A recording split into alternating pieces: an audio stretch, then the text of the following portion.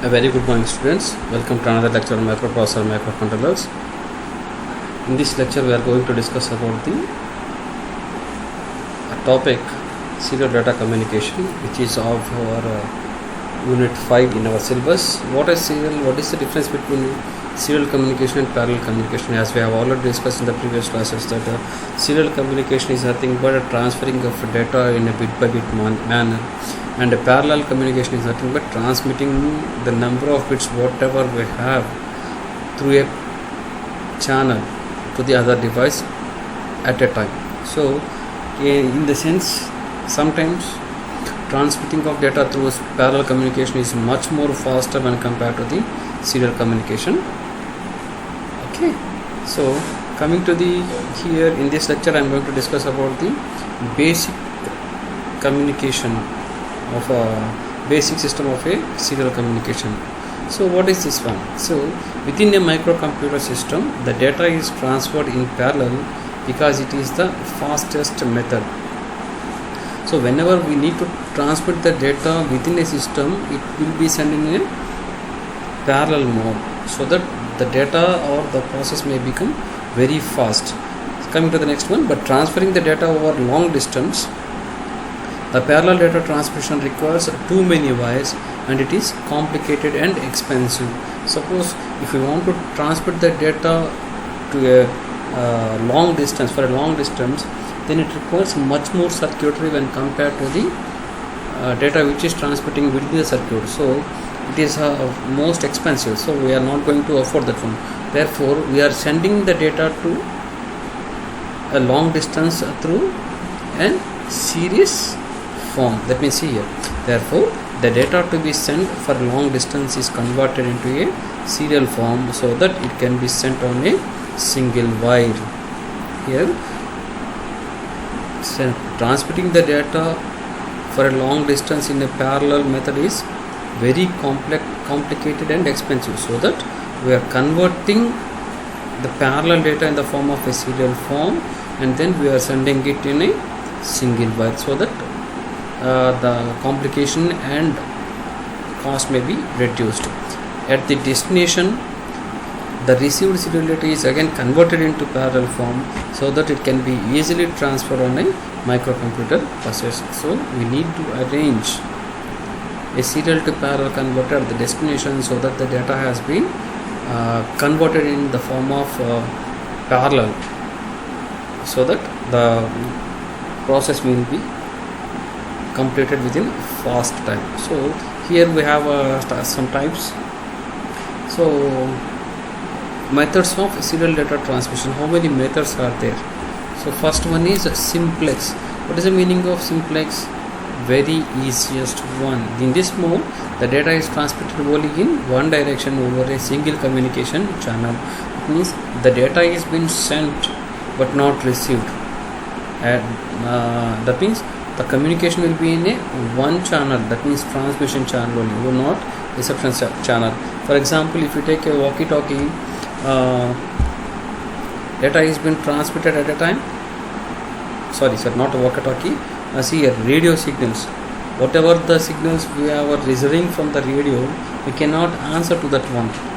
Or here CPU to CRT display. That means the data which is sent from the CPU to CRT, we cannot receive the data which is present in the CRT to the CPU, or from a keyboard to CPU. We are not getting data or written data from keyboard to the CPU to the keyboard. So next one is, see here, simplex means transmitter reception. It is transmitting the data only, it is not at all receiving any data. And the next one is half duplex mode. Half duplex, that means we can transmit and receive the data on a time shared basis.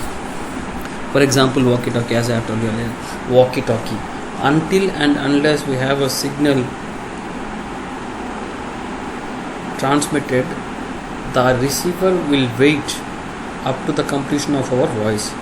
After completion only he can give us the response. For example, walkie-talkie, as you have already known.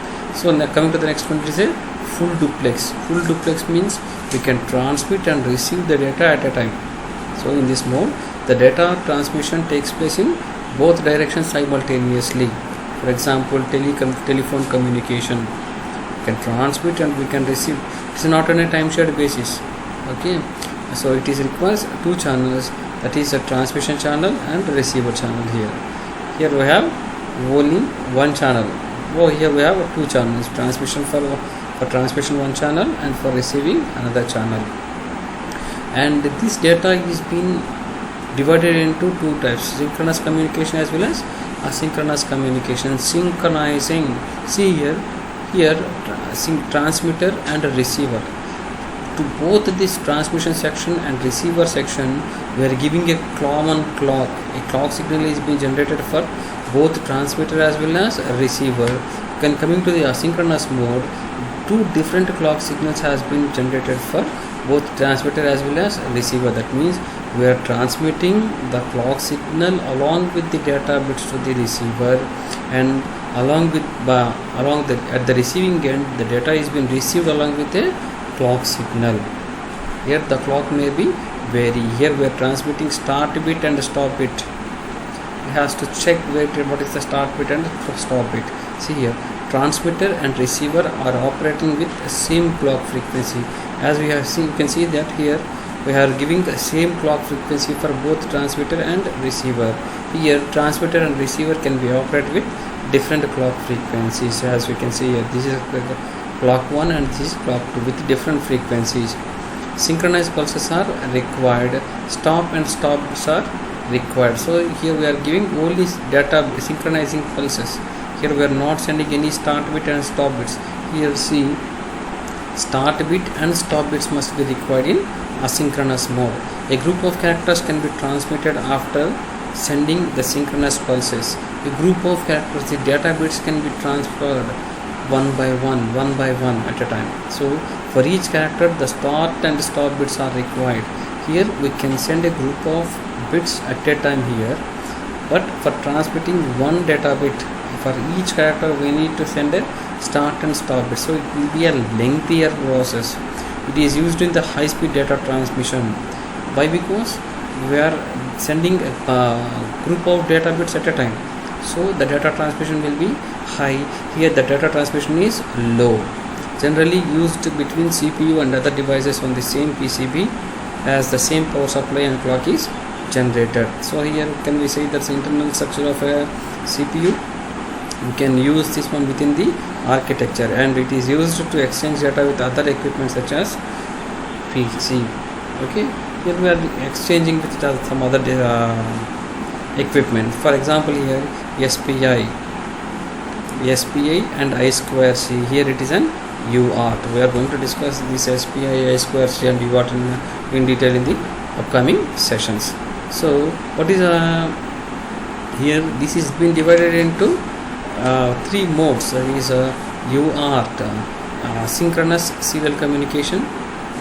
Asynchronous serial communication, we have UART, universal asynchronous receiver and transmitter. Universal asynchronous receiver and transmitter. Okay, and for serial parallel communication, serial peripheral interfacing, or for synchronous interfacing, we have serial peripheral interfacing and I2C. As I have told you, SPI, serial peripheral interfacing, and I2C, integrated circuit. And now I'll give you a brief discussion about, or brief explanation about this UART, SPI and I2C. So UART, universal asynchronous receiver and transmitter. So asynchronous full duplex serial communication protocol. See here, it is an asynchronous full duplex. We can either transmit or we can receive. Okay, asynchronous full duplex serial communication protocol. No clock signal is transmitted along with the data. See here we are not transmitting any clock signal along with the data. We are just giving start bit and stop bit. We are not transmitting any clock signal here.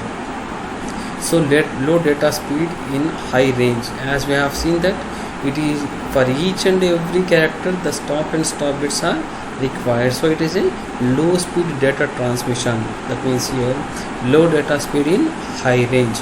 UART requires two signal lines for communication. That is transmission of data and receiving of data. Okay, UART requires two signal lines for communication, that is for transmitting the data and receiving the data. Coming to the serial peripheral interfacing, that is SPI, it is a synchronous full duplex serial mode communication. Here, as we have already seen that UART becomes to asynchronous mode and SPI becomes to synchronous mode. So it is a synchronous full duplex serial communication protocol, and the clock signal is transmitted along with the data. As we have seen that here we have, as we are sending the data, we are also transmitting the clock signal. The same clock signal has been sending here, and it is a four-wire communication. That means in order to transmit the data in SPI protocol, we need four lines. That is, we have seen here four-wire communication. SPI requires four signal lines for communication. Here we are transmitting the data. Here we can transmit the data through four signals. That is here, see, we can see here that we have four signals here. That is MOSI, master out, slave in. Master out, slave in. That means we are transmitting the data through master, and the slave is been receiving the data. Okay, and the next one is master in, slave out. Here master in, that means it is it is receiving the data from a slave out. So the next one is serial clock, where transmitting the data in a serial clock, and this is slave select. What type of slave has been selected? As we have seen that MOSI here, the masters will be one, and slaves will be different. So it has to select, this is one slave, and this is another slave, and this is another slave. It has to check, the master has to decide which slave has to be selected. It is whether this is first slave or second slave or third slave or nth slave. Okay, so coming to the next one, inter-integrated circuit, that is I2C, which is also here. It is also here. See here, as a SPI is a full duplex here. It's a full duplex here. It is a half duplex serial communication protocol, and a clock signal is transmitted as same as for the SPI. Clock signal is transmitted along with the data, and the data is low range. Why? Because it is a half duplex. We need to wait until. Okay, so it is often called as a two-wire transfer. That is a serial data and serial clock. See here, in I2C we are transmitting the data. Okay, here it is a half duplex one. This is see here, I2C is a example for half duplex. We are transmitting the data and we are receiving the data. So therefore it requires two lines, that is serial data transmission and serial receiving of data. Okay, thank you.